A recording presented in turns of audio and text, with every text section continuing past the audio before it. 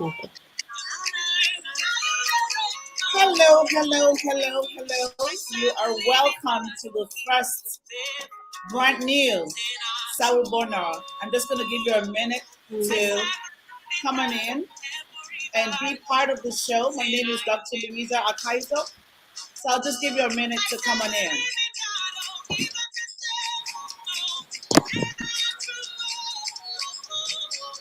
Jump in and let us know where you're joining us from. It's good to have you Okay. this evening. Come on in. Thank you. And just comment and let us know where you're joining us from.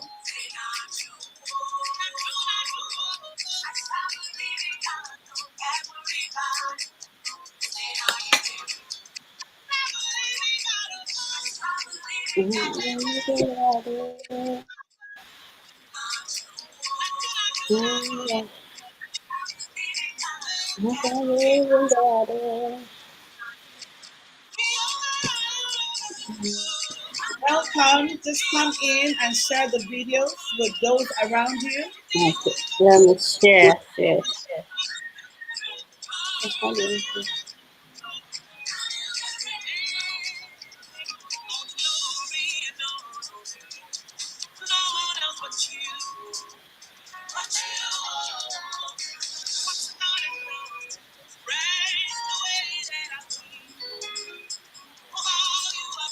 Hello, Ellen. It's good to have you here from Maryland. Thank you so much for joining, my sister.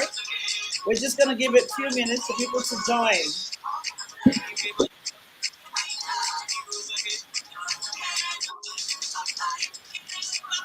Okay. I'm sharing.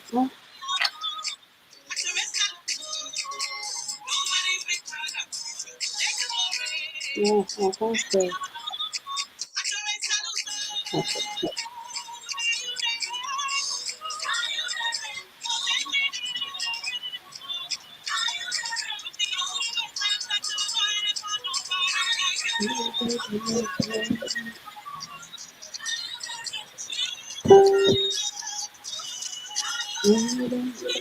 Welcome, my sister. It's good to have you, Ellen. Thank you so much.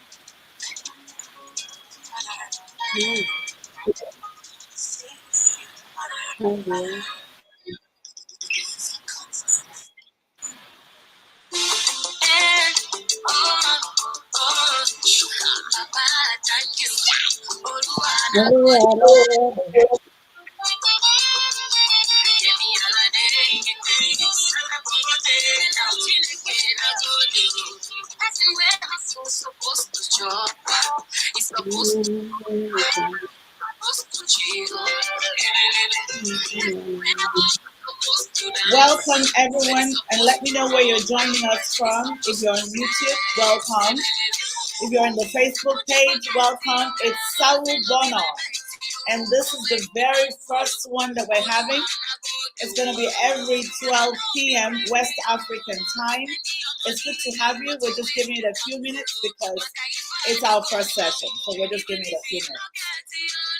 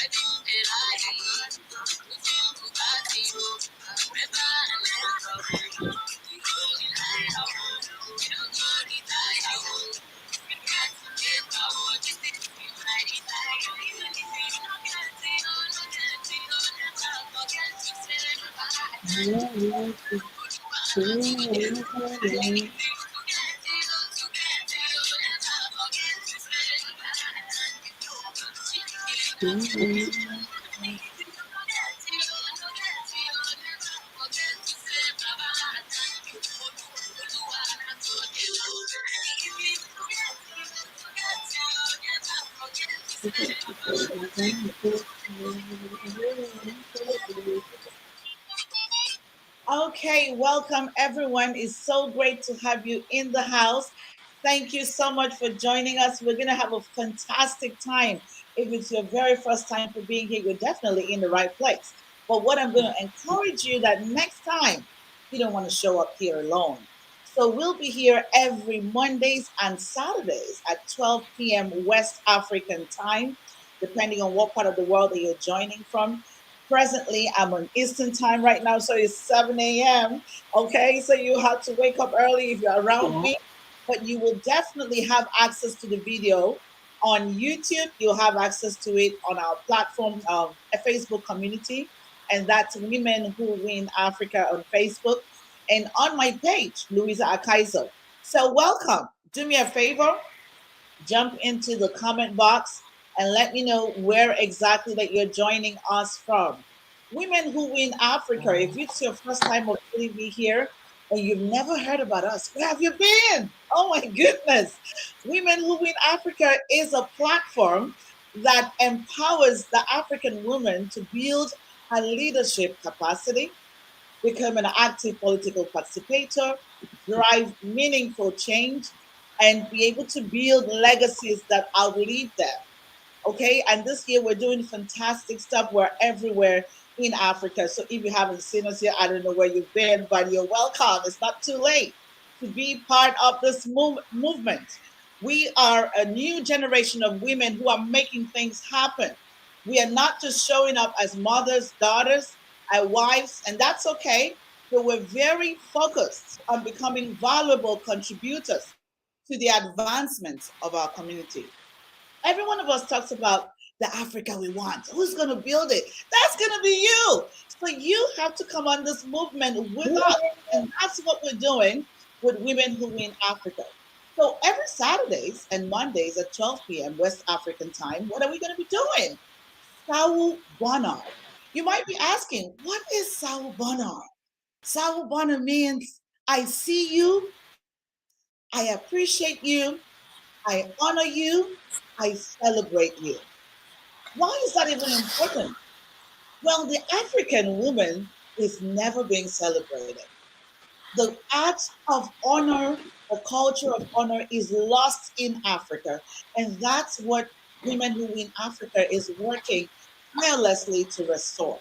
Women must be celebrated, especially African women.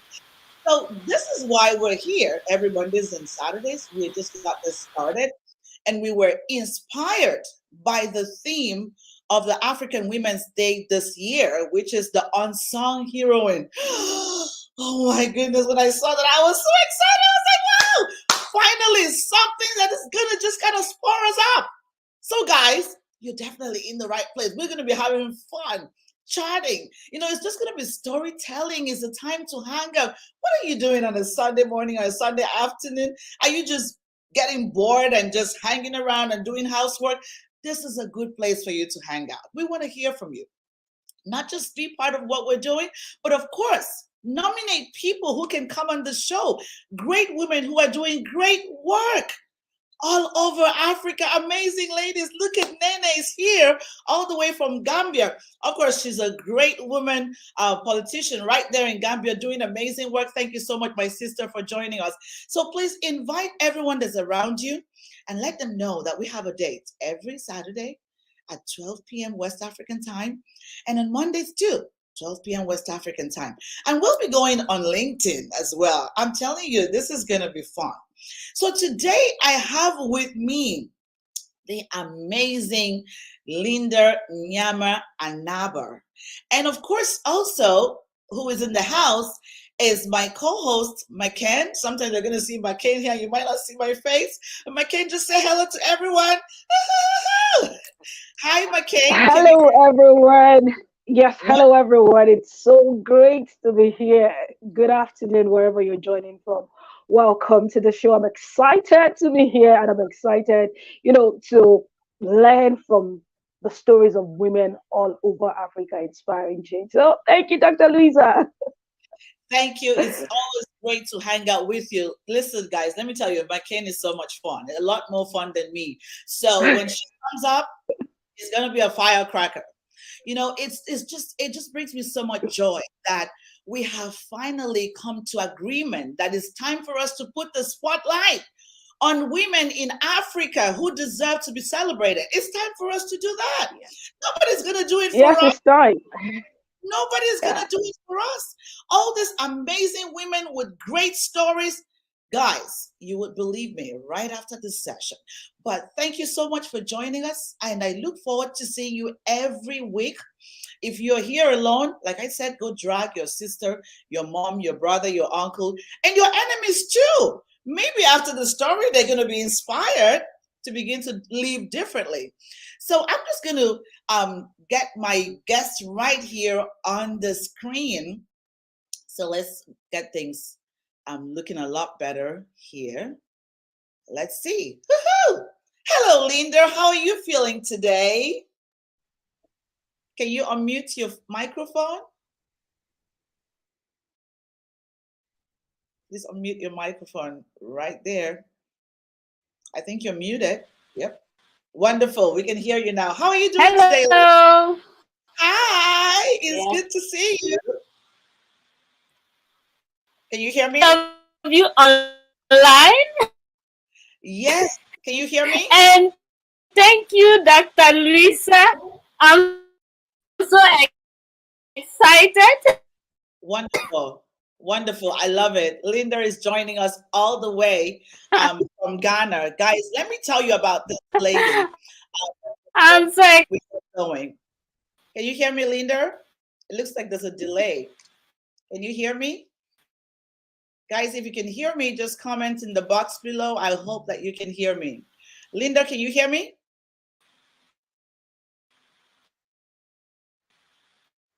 How is that? Linda, can you hear me? I'm not sure what's going on with the network. We lost McCain. Can you hear me, Linda? I can hear you. Okay. Wonderful. Guys, this is something we struggle with in Africa, the network, but it's going to be better. Okay, Linda, it's good to have you in the show. I'm just going to tell you guys a little bit about Linda and who she is. Can you hear me? How is that? So I'm just going to go ahead and talk about Linda a little bit.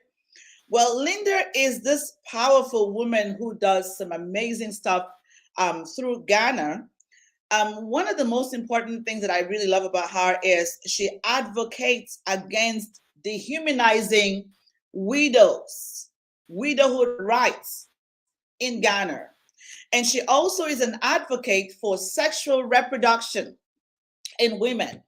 And you know, when I met this lady a couple of months ago, I was a speaker in Rwanda and I heard her story. I was in tears. I was just like, wow, this is impressive. How come I've never heard about Linda? So I guess we have to bring Linda on the show. I hope that her network is going to be kind enough to us. Can you hear me now, Linda? Linda, can you hear me? I'm waiting to get Linda. I'm not sure what's going on. She's a little frozen. Let's see what happens. Okay, it's going to come back on. So, well, I heard about Linda and I thought, wow, I think I should bring Linda on the show. So maybe I just share a little bit about this lady while she's trying to connect. Let's see how I can share a bit about her. Let's just kind of look at her bio here and look at some of the great work that she's doing. Just give me a moment, and that's what we're going to bring on. Okay, wonderful. So Linda Anaabah is from the Upper East region of Ghana, and she's very enthusiastic and professional social worker. What is most important is that she's an expert in peace building and security, human rights and social justice. Okay, we're trying to bring them back on the show. Perfect. McCann, can you hear me? The network kind of threw you up there for a minute. Okay, so. Yes, I can hear you. Okay, Linda, are you back now? Linda is back, but her network is still fuzzy. How is it, Linda? She's joining us from Ghana, and it shouldn't be that bad from Ghana, but I'm not sure what's going on. But Linda has an expertise in adolescent sexual and reproductive health rights, women and gender-related issues. Linda graduated from the Kwame Nkrumah University. And recently she was awarded in Rwanda as one of the young people that are championing social justice and promoting girl-child education in Africa. And of course, in 2019, she was also celebrated by the U.S. Embassy in Ghana, one of the outstanding young women who empower young girls and women in Ghana. She is also the chair of the health committee at Africa Youth Movement, and also a respondent for Africa Youth Peace Network, a peace rebel, and at the World Peace Initiative. So Linda does amazing work. She leads over 250 young people across Ghana in a campaign all the time, you know, advocating for the sexual rights of young girls and women. We're trying to bring Linda on. Just give us a minute, and let's just go back to McCann. McCann, you have had an experience with Linda. You know, you have met her in Rwanda. What do you think about Linda and all of the great work she does? Oh, okay, you know, Linda is really doing an amazing work in Ghana. I was privileged to be part of the committee who screened her for the award, which she eventually got in Rwanda. And she didn't see the award coming. And the beautiful thing is, and I love what we're doing through this show, Linda has been doing a lot around adolescents, women, girl child, trying to promote justice through what she does. And she's doing great. And I think her story is a story that would inspire her. You know, while we were doing the screening, I was checking her out, researching about her, trying to know what she has done. You know, there's some things you'd see on social media. You wouldn't get to know what inspired her to start. We don't know how she struggled to, you know, get to this point where we're now celebrating her impact. And that's why I'm also looking forward to this story. I want to know where she's coming from. I know where she is now and what she's doing. And I also want to know how she got started. So, Linda, good to have you back. Welcome back, Hello. Linda. So sorry. My network is not being fair to me. So That's I'm okay. struggling, but please, can you repeat what you just said? I missed it. Yes, we just No, want no, to no. go into the show. So, how Oh, did you get started with the work that you're doing, and what kind of work do you do? okay. Thank you once again for this. First of all, I want to say a very good morning, afternoon, and evening to everybody listening. And how I got started, wow, is a bit long. I'll start to put it in a very short term. Naturally, I think growing up, I love helping people. I stayed with my parents, but mostly I was influenced by my grandma who passed on just last 2 years. And she was she was a church woman, so she used to help a lot of needy and vulnerable people around. So I think I picked it up there. And when I finished my high school, I told my dad that I wanted to do something different from everybody. He was like, "What?" I said, "I don't know now, but I think I can help people just like grandma." So he was like, "Okay, go for it." So in high school, when I completed, I started doing attachments with community-based NGOs in the Upper East region. My first attachment. Her network is it's a little fuzzy. And taking care of vulnerable widows that were being tortured or tormented just because their husbands were dead. So I used to go with them. They did it. There was a part in advocacy, in negotiation, and everything. And so I developed interest in it. I did my first attachment knowing that I can do more. So it got to a time I went to the university and I studied religion and science. So in that I developed more interest. So I actually did the attachment with this organization for 3 years, just wanting to learn. And one would say, frankly, I never had any pay or something. I think the first time they ever paid me or give me something was when I was now going to do my national service. They gave me like 30 CD. I think 30 CD is in dollars, it's about $4 as my take home or whatever. But I was excited because I learned more in it. So, and when I was in the university, I started attaching with the student counseling department. I wanted to know more about people, what they are going through. And it got to a time the American Peace Corps was having a program. I said, look, I can do this. I can do it for the senior high school students for free. That is when I started reproductive health, because I realized young people were in schools. They were taught of abstinence, which is good, but most of them were getting STIs, HIV, and unfortunately, illegal abortions that killed a lot of people. So when I was in the university, I was like, no, I can do more. So we started the advocacy and counseling session from the Dean of Students at KNUST. So I was part of the advocacy and counseling team. We went to schools, the junior high schools and senior high schools, talking about reproductive health, consent, sex, and a lot of things. So it actually built me on what to do. I think it shaped me there. So I completed my university with a religion degree, and people thought I was going to be a religious person. I remember one of my friends said, okay, so what? Are you now going to build a church? I was like, no.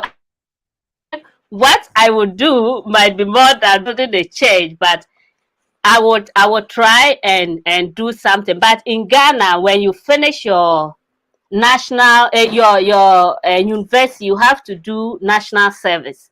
So I did my national service as a junior high school teacher.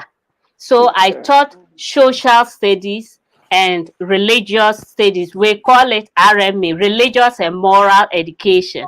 So from there, it was really a great door for me, because first of all, I was a bit resistant, because the village that I was sent to was far from town, and I was like, this might be difficult, not knowing that place was where God wanted me to be.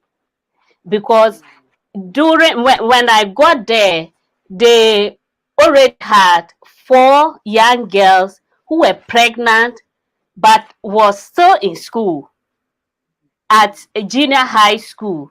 Some dropped out because they were pregnant. Some just dropped out because they were period shamed. They were shamed because they had their menses in school and the boys were making fun of them. So when I got to the school, I realized that there were a lot of boys more than girls in the school, and I started talking with the head teacher. I was like, okay, this is what happened, but mostly most of them, they get dropped out because they are either pregnant or the parents have forced them to get married, and that is also what is happening at some age.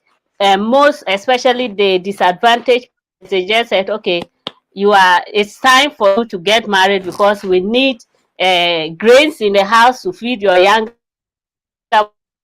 ones. We need cows or whatever. So they just whip you up to marriage. So it happened a lot in those communities. So I started talking with the head teacher. I said, look, we can do something about this. So we started with the menstrual hygiene education. I said, just give me 1 hour every Friday. I can talk about it after closing. And GES, Ghana Education Service, a teacher or 2 teachers have to be there before we can maintain students for more than the closing time. So the head teacher was really, really helpful. So I started with 1 hour teaching them on menstrual health, menstrual hygiene. I started using my service money to buy pads and put it in the school, the head teacher's place, in case you are menstruating and you are in school and you don't have pads, you can go there for it. So that was what happened when I did that. A lot, the head teacher was like, look, since you came, I see that most of the girls are coming to school and they don't feel ashamed to say that I'm either having crumbs, I can't do this, or I need paracetamol or any painkillers in the school. So the girls started opening up. They realized that menstruation was not a shame, because most of them felt like it was dirty. And excuse me to say, it might be cultural. When they get their menses, they automatically isolate themselves from society or from school or from even classes. So we realize that at least 4 or 5 days a week, some girls will not come to school the whole month. For 5 days, they would not come to school. And this changed when I started that initiative. And I'm glad to say that even when I finished my national service, I still went there for 2 years, and it continued after I left, because the other teachers saw how it was good for the students, especially the girls, to continue in school while they are having their menses, which was a bit not that. So during that, I think a friend from the school saw what I was doing, and they were having a program at the Youth Harvest Foundation Ghana. If you see my Facebook, that was my first ever job, paid job that I did. So they told the director of Youth Harvest Foundation that somebody is actually doing something without pay, and they have realized that with this program, it was called Sexual and Reproductive Health and Advocacy Program, that they wanted to implement in communities. So while in the national service, I got that job. They called me for an interview, and they were like, look, we are calling you for this interview because it's a formality, but we heard what you have been doing. So Youth Harvest Foundation was the first ever job or paid job that I did, and I learned a lot. It was a happy learning and a sad learning sometimes, because you go to communities and you realize that most of them, I remember we got to a community, and girls as young as 14, 13 were pregnant and were in their husband's house. And it was a sad situation, but we did the program, and I know that it helped a lot because we had peer educators. I personally trained most of the peer educators in the communities to do the job as a reproductive health advocate in the communities. So I started, when I did that, there was a lot, and about 10 communities within the program period had a lot of education on reproductive health. So after the program ended, if you know NGO work, it was not renewed because of donor, other things, and a lot of things. But I told the director, I said, look, I can still do something, but I would like to do something for myself. So it's a learning process. There will be a break sometime or anything, but I would like to still do something on reproductive health. So I was still doing programs. I go to trainings, I go to schools. Most of them were students that were in, and even out of schools, they couldn't get reproductive health training. And unfortunately, most were restricted because of religion. There were certain things we couldn't teach them: how to use condoms. We couldn't teach them just abstinence alone, because we know that most of them were having sex. We couldn't teach them that they should say yes or no when they don't feel like it. So we had a bit of challenge in program delivery because of religion and social things. As people started accusing, of course, me of teaching children how to have sex and how to do whatever. But all along, it was a great success. And now, what I am doing in my NGO is called Society for Empowerment and Social Justice. After my first degree in religion, I did another course at the University of Cape Coast, also still in Ghana, on peace, security, and human rights. And it mended well with us. And personally, I had a lot of impact after doing that course, which is a master's course. And the course, through that, I was taught how to negotiate well. I was taught human rights, basic human rights, and how I can help the already community people that I was working with. So the Society for Empowerment and Social Justice, which I started at 4 years ago, was basically to teach young people and also women and men how to have security in everything, from reproductive health to education to their peace to whatever. So when I started it, I started with teaching uh, young people on early warning signs. Because of elections and other things, I trained, and I'm always proud of that. I trained over 200 young people within six months That's on wonderful. early warning signs, and it Linda, was we're just going to jump there for a minute and okay. just say hello to our audience who are joining us from different places. I can see that Nigeria is in the house and Liberia is Oh here. yeah, Woo! We have Maryland, we have Gambia. If you haven't told me where you're joining us from, I mean, what are you doing? It's yeah, wonderful to have you here this afternoon in Africa and this yeah. morning.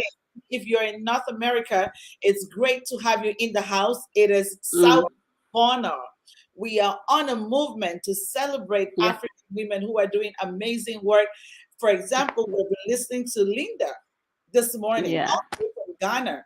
She is amazing. She has started something that is unique. And Linda is going to tell you about her challenge, because I told you at the beginning of the show that when I met Linda and I heard her story, and what she was going through and the challenges, but she's still doing it. So if you're that lady who has been saying, you know what, Dr. Louisa, I don't have a platform yet. I don't have a godfather. I'm not in office yet. I don't think I have the power to create change. mhm, After today, you can see that you are just okay. You are enough wherever that you find yourself. You mhm, can wake up wherever that you find yourself. Right around you there's someone's life who needs to be transformed. yeah, So never ever wait for transformation to come from somebody else. See yourself as the catalyst for change beginning from yeah, today. The Africa that we're looking for is not going to jump from heaven. We have to create it. We have to yeah, get in and roll up our sleeves and get to doing the dirty work. Look at Linda. She had to go into the schools. Right in the schools, the girls are struggling. Some of you might find it easy. Every month you have your periods, and I think there might be some guys here, but this is the women's platform. So welcome. We're going to have to talk a little bit dirty, okay? It's not going to hurt no guys. So women, we deal with the monthly periods every month. And yeah, sometimes some girls don't even have the pads to use. Meanwhile, you're so comfortable that you use pads. You don't even have you lose counts of the things that you buy. yeah, I encourage you this morning. Think about it. Look out for Linda. She's doing amazing work. You can yeah, actually donate a couple of packs of parts to Linda to make her work easier. You can yeah, actually ask Linda or send a message and say, I want to be part of this movement. I want to be able to yeah, impact someone's life. I want to be able to yeah, create change. And that's what we want. That's what we're doing in Women Who Win Africa, is that we're trying to activate women as an agent of change. So if yeah. you've just been sitting on the sidelines and not doing nothing, not this year anymore, and welcome Chinelo. It's good to have you from Nigeria, my sister. Thank you so Mm, much. We're seeing a lot of people showing as Facebook user, and I'm not sure why. Maybe if you did register properly with StreamYard, you could show up as Facebook user. And if that's the case, you can just put in your name so that I can give you a shout out, because I really appreciate you making out time to be here. So we're about to get to the end of the show because it's a little bit longer today, just because it's our first show and we're just trying to get our yeah, hands on it. But I have one question for Linda. Linda, yeah, what would you yeah. say to that woman who is struggling, who thinks that I'm not good enough. Maybe my voice is not good enough to create change. Where do I actually begin from? Linda, what would you say to that woman who is still struggling? First of all, I would tell that woman, go for it. Start anywhere. Wonderful. You can do it. Personally, I was challenged. I don't, and you guys might also say that I don't have a good voice, because when I go to the platform, they would be like, is that a baby talking, or who is that? And it used frankly to be an intimidation to me, but I grew tough skin. I said, yeah, that's my voice. I'm not a baby. I am a woman who is impacting life in my community, and I went for it. So I will tell this woman that go for it. Start anywhere. If you say you can't do it, you will make mistakes. I made my mistakes. A lot of us made mistakes doing things to impact our community, but the more we do it, the more we get perfect in whatever we are doing. So I will tell that, go for it wherever you are, from somewhere. So that is what I would say. And maybe I would just use that to say, look, there is a lot of challenges when you are going. There are obstacles. Yes. A lot of people will intimidate you. Physically, they will intimidate you. I am a bit short, but when I go to communities, especially when I'm going to meet chiefs and elders to talk about child marriage, ending child marriage and domestic violence, you see, it might not be a general thing, but most of them, almost all of them except one, would be a woman. And they would be like, oh, these school people, they are coming to do what and what. We are destroying the culture of their forefathers. They are doing a lot of things, and they would physically insult you in front of you, intimidate you, ask you. That is why you are not even married. I'm sure you are above marriage age. That is why you are still like this. That is just to demoralize you. Right. But look, it is, I always say that it's cowards that don't want the truth. So I'll be like, okay, I am not whatever, but I know that I need, or everybody need change. Yes. People physically, personally, they threw poop at me because we were talking about a young girl, a 9-year-old girl who was being raped by an elderly woman, 52-year-old, Wow. who raped a 9-year-old girl. Oh, And we're like, look, whatever. And I was thrown, they throw human waste on me because I said, look, we ouch. are going to do it. It is hard. Things would happen. The threats will come. They will tell you that I use a motorbike. If you are not careful, we are going to run you with either our cars, or either we have a motor king here. We are going to kill you, and it's going to be an accident. A lot of challenges would come your way.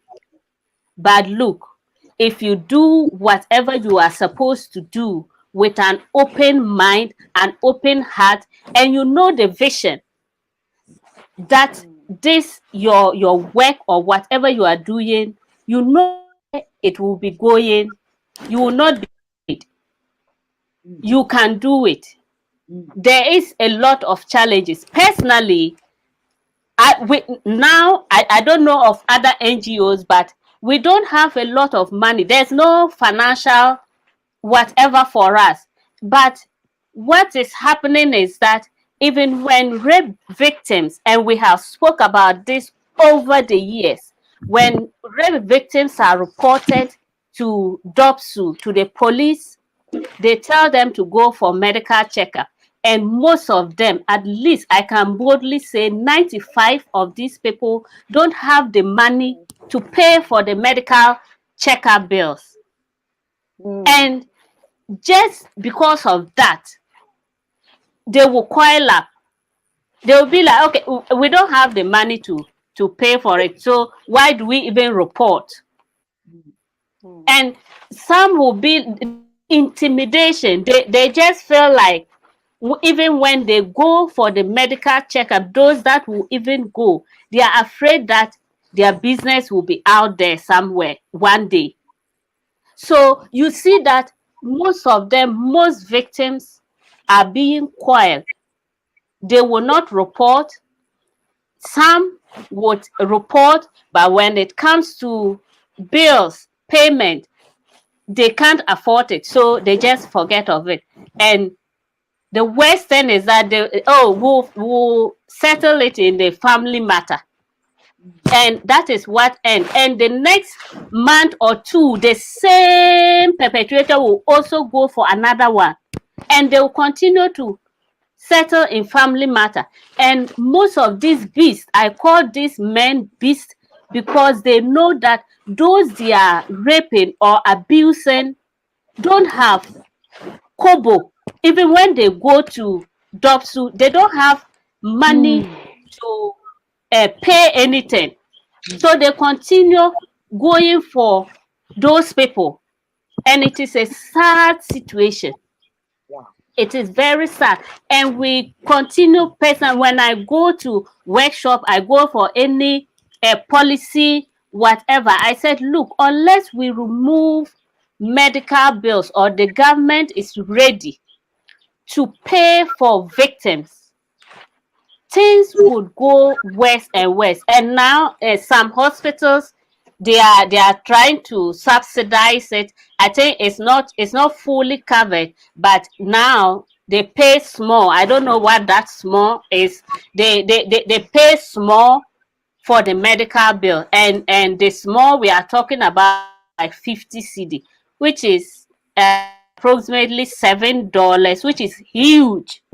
Which is huge for somebody who cannot afford for the children breakfast, lunch, and supper. It is big money. And we are still trying to say that remove any bill. You know that this is a victim or a suspected victim. Remove bills from it. And that is what we are still working on. I think the government is hearing us, other NGOs are hearing us talking about this, and I believe that the near future it will end. If not, if I don't have money, remember now I owe an NGO, but I'm not rich. But when cases like this, you have to cough money for medical. If you want person, you have to cough money to do medical bills, to go for the proceedings, and mostly it's an unfortunate situation. So that is one of the biggest challenge.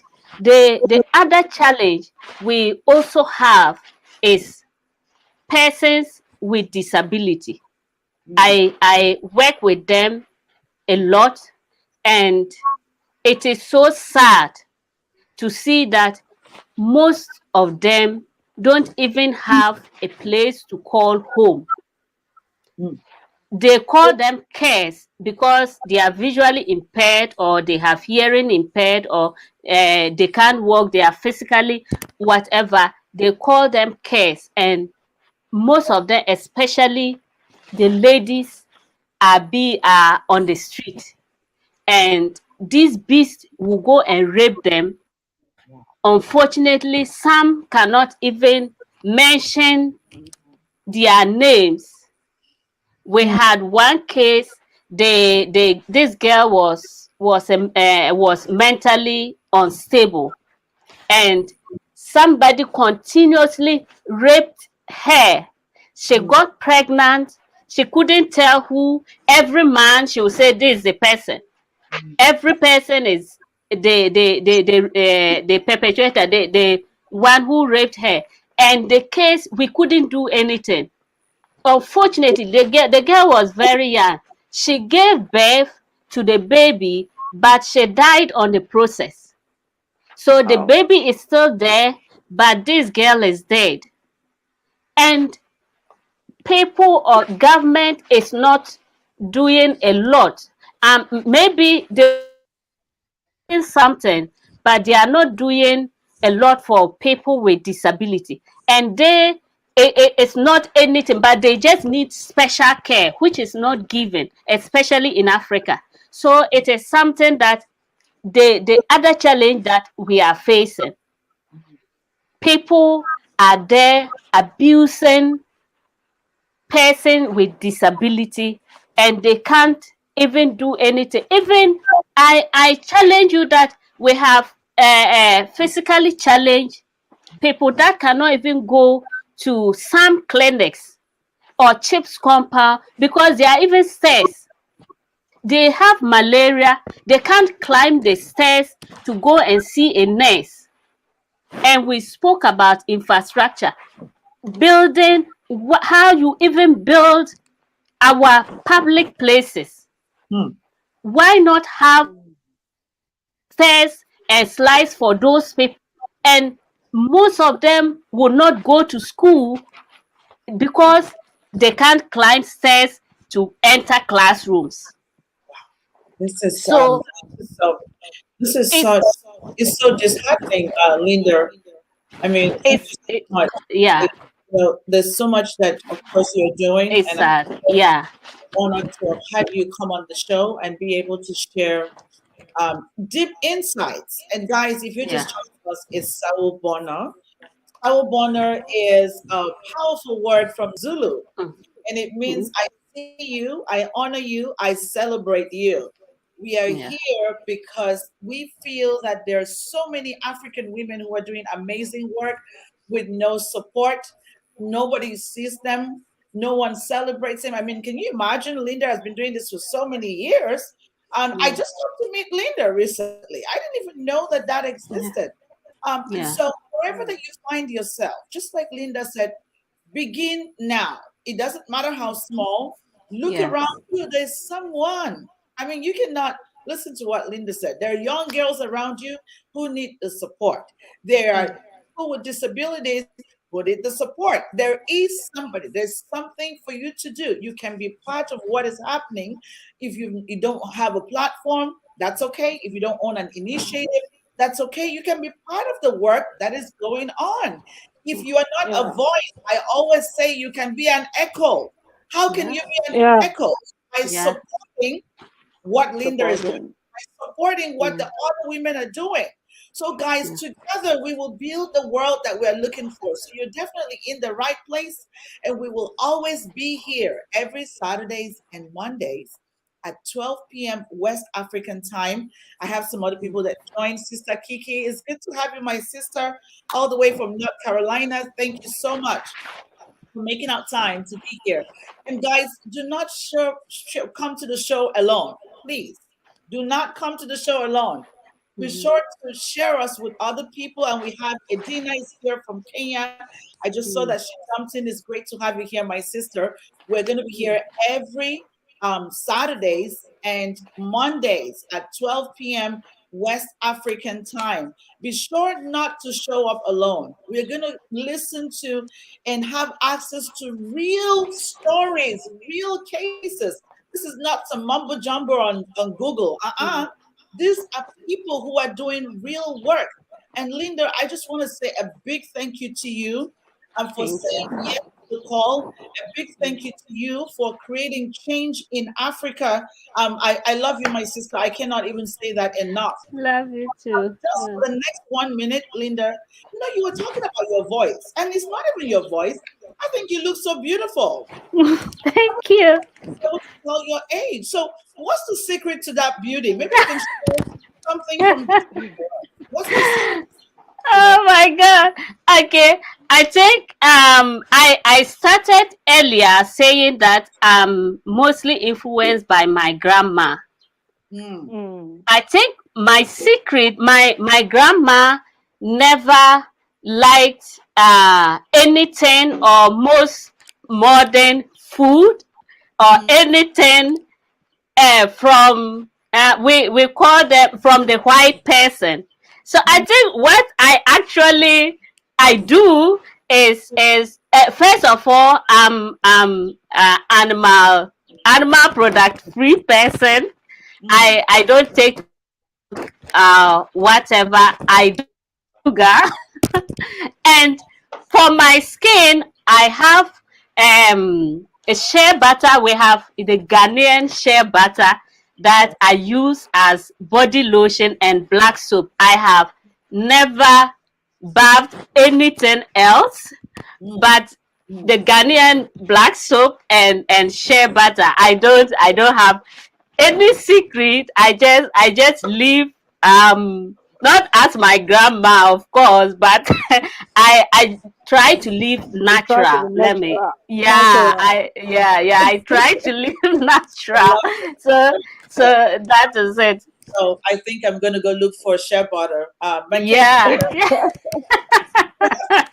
we have to do it. We need to stay as Yeah. together. Yeah, Um, and just to say one thing, now we have young vocational training. So most of doing the shea butter, black soap, and the baskets, and weaving. We weave cloth, so it's easier. And the more you start to use shea butter, I think it can help to give these people also employment and also a voice their financial muscles. So it's something that we started doing, and it has been a great thing because it's a vocation, and we believe that if you are empowered financially, there are certain decisions that you can make for yourself as a young girl or a woman in society. So that is what we also do. Yeah. so much, Linda. Thank you so much. And you, lady, Thank who you. was here to the end of the show, I just want to appreciate you. McCain, what do you feel about the show today? Oh wow. Today's show has been inspiring. Like at a point, Yeah. I had goosebumps, and I just like what Linda has said. And everyone, please, if you joined the show late, do also catch the replay. I bet you'll be inspired, and it's inspiring. And to see what Linda has been able to achieve in her community where she is in Ghana, it's profound. It's really inspiring. I'm Yeah. inspired to keep being the change I want to see. And I hope Thank you. everyone who joined the show is also inspired as well. We'd like to Mm. know your feedback. You can share it in the comment section. Thank you Yeah. so much, Linda. Welcome. Thank you. So much. Thank you. Welcome, Jackie Noko. I'm not sure where you're joining us from, but my sister, I want to say we love you. Thank you for making up time to be here. Some people are showing as a Facebook user. I'm not sure who you are, but if you come I, into the I think show, that they need to grant access to StreamYard wonderful. for their Mm. names. Yes, so you Always have share, to grant access to StreamYard. always share your name and where you're joining us from, your country, where you're joining Mhm. us from. It's been an amazing time. I am so inspired. Thank you, Linda. Linda can be found on Facebook. She can be Yeah. found on LinkedIn. She's in Mhm. all the great places and she's doing amazing work. If you're in Ghana, you can connect with her. And if Yeah. you're in another country and you just want to support the work that she's doing, go for it. Listen, together we'll create the Africa that we want.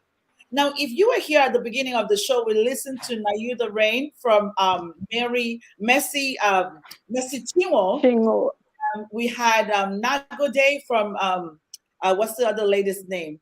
Well, Nago Yemi Day. Alade, Yemi Yummy. Alade. That Yummy Aladi. right. I don't have the rights to that music, but I'm just gonna send you back with Buga. That one is just amazing. So make sure that you have a wonderful Saturday, and please do not fail to let us know where you're joining us from. You can just hang on for 1 minute and have a good dance, and then we go. Thank you so much. Thank you. All right, thank you, everyone. See you on the next episode of the show.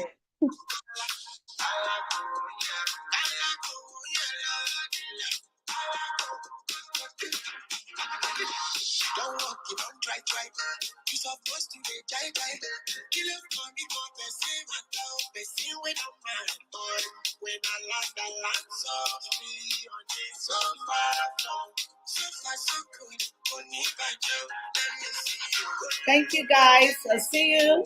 Thank you. Thank you, everyone, for joining. God bless you.